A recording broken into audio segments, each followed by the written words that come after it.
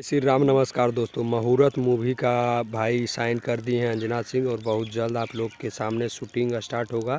उस पर भी वीडियो लाया जाएगा। भाई अभी अभी पोस्ट की थी अंजना सिंह कुछ मिनट पहले अपने इंस्टाग्राम पर, तो वहाँ पर हमने देखा तो लगा हमें कि आप लोग को भी बता दे, इसलिए हम जल्दी से अपने यूट्यूब पर आए और सोचे कि एक वीडियो अच्छा सा बना के आप लोग को बता दिया जाए कि एक शूटिंग स्टार्ट होने वाला है। मुहूर्त मूवी का नेम होने वाला है, जिसमें अंजना सिंह आप लोग को लीड रोल मतलब मेन रोल के रूप में नज़र आएंगी और बहुत ही अच्छा धारावाहिक मूवी है। इसमें अच्छा लव मतलब लव डिज़ाइन भी है, घर वाला पारिवारिक मूवी होने वाला। आप लोगों को मुहूर्त मूवी जो आने का अपडेट जानकर कैसा लगा हमें कमेंट में बताइए।